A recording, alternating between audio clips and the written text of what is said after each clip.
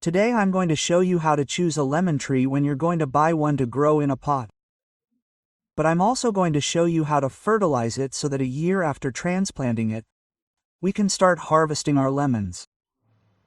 If we've decided to start a lemon tree at home, the number one recommendation I'm going to make is to use grafted plants to ensure a good harvest tomorrow. But another super important point is to try to find plants with thicker stems, because this will ensure that they have a lot of reserves and will speed up the entire crop. In my case, I brought this plant that, although its main trunk is crooked, I preferred to bring one with a thicker stem because later we can straighten it using, for example, a wooden stick that we're going to nail to one side. We can tie it down with a cloth. We make another knot at the top, and in the central part where it has the curve, we are going to press it lightly with another piece of fabric so that the plant adjusts, and tomorrow we will have a very straight stem. And this branch that grows almost overlapping the one here behind, we would have to bring it forward so we can have a well-formed crown without pruning it. And look what it has here at the tip. It still has some buds. What can be done, which is a technique that is widely used for bonsai. Here I have wire that is covered with this tape that is used for floriculture.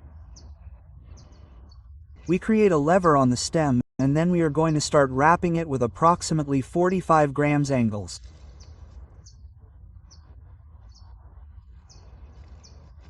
This is so that the sap circulates better and we are not strangling the stems.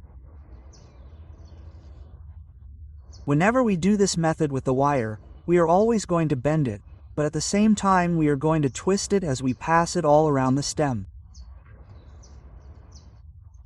Once we have it coiled, we are going to start bending the wire little by little. This way, we are going to be able to reorient this branch that initially grew overlapping this other one so that we don't have to prune it and take advantage of all this growth to have a well-formed crown ahead of time. Before talking about the substrate, I am going to make a couple of comments about the pots that we are going to use for this transplant. It is very important that the pot has extra holes on the bottom, much larger than the ones it came in, because this way we are not only going to ensure that the water drains away quickly, but also, thanks to these larger holes here, we are going to achieve better air circulation, whether we use pots of this type or slightly larger ones. You will often see that I make these same holes smaller around the edges at home, but also to improve air circulation. Since this lemon plant is still not very big, we could leave it in these pots that I am going to show you. They are approximately 30 centimeters high by almost 38 centimeters wide. Keep in mind that if you use small pots, the following year you would have to transplant them to a pot of this other type, which we are talking about approximately 40 centimeters as a minimum for the entire productive stage of the plant. The biggest challenge, which we are now going to see with the substrate, is to be able to obtain in super small containers all the nutrition, all the microflora and fauna so that it can gradually decompose all the organic matter that we put in here. Because in this small space we are going to have to obtain everything that a lemon plant needs, as if we were growing it directly in the ground.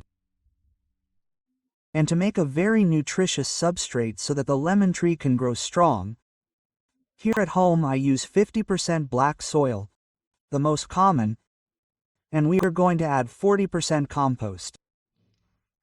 This is mainly to give it extra organic matter to have a better substrate. And if we can, we're going to add 10% of the ombric compost to add extra nutrients. We mix it well, and now we have all the substrate ready to transplant our lemon tree. But if we see that the mixture is too compact, we can add sand to make the substrate much looser. And in this case I have the lemon tree, which was the one I bought. I did an initial transplant from the black bag to this pot, but with a substrate that had a lot of sand so that the roots could develop much better. Before transplanting, I recommend that you water the plant well the day before to make sure that it has a good amount of water, and that way it will suffer much less during the transplant. And since the pots have very large perforations, we are going to put a mesh on them, and I don't recommend putting stones on top because we are going to try to put as much substrate as possible in the pot so that it can feed the plant. But I will recommend that you add pieces of wood because this will not only help us to have better drainage at the beginning, but also over time, as it decomposes, it will become nutrients for our entire lemon plant. On top, we start to add this mixture of the substrate that we prepared, and approximately 10 to 15 centimeters deep, we are going to add some organic matter, such as crushed rice. Oats also work, and if not, husks, so that the microorganisms that are at this level of the pot can develop better. And this helps the organic matter that we have in this mixture that we prepared to decompose much faster, so that the nutrients are available to our lemon plant.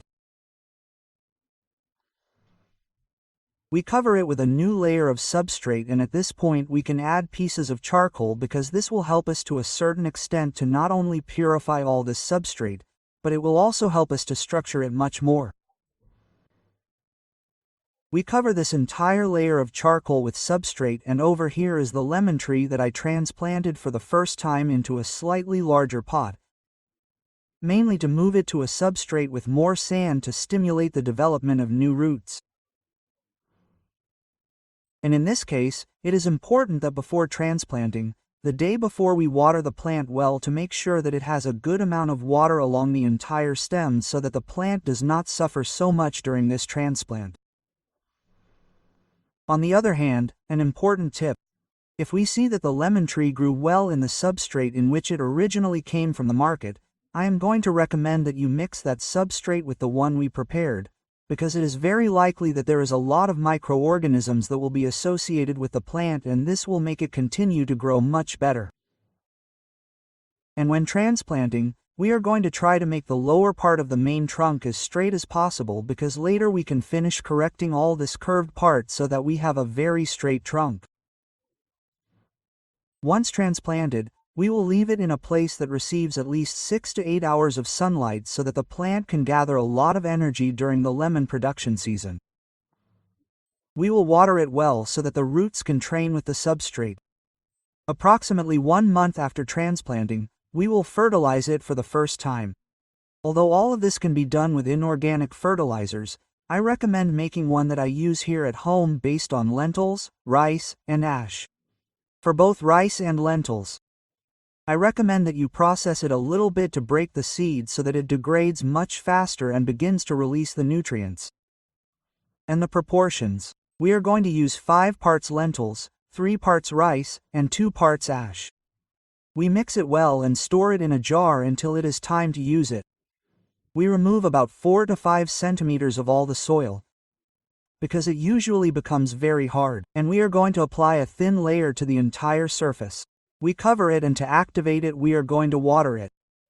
The water begins to moisten all these seeds, and the microorganisms that are at ground level will begin to develop much faster. They degrade all this organic matter, and this is the fertilization that I did to this lemon tree. Over time, when it begins to bloom, one of the important points is to try to maintain good watering when we see that the substrate is dry, because this will keep the flowers with the stigmas much more active so that the pollen can stick, and this will ensure a better production of lemons. On the other hand, it is always important that during the production stage the plant receives these 6 to 8 hours of light so that it has the necessary energy to carry the future lemons. When we begin to see the small lemons that form, we are going to do another fertilization using this lentil, rice, and vegetable ash so that the plant can extract all the necessary nutrients from the substrate. Another super important tip, especially when growing fruit trees in pots, is to try to harvest them early.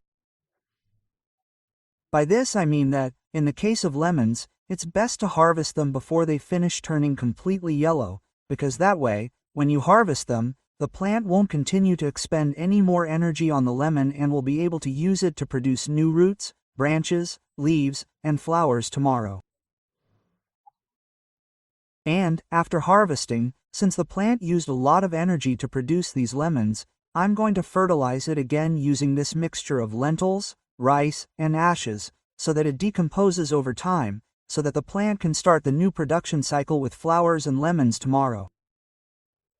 But one final tip that I'm going to give you, particularly for citrus fruits, is that before harvesting, I'm going to recommend that you water the plant well 2 days before harvesting them, because this will make the lemons much juicier.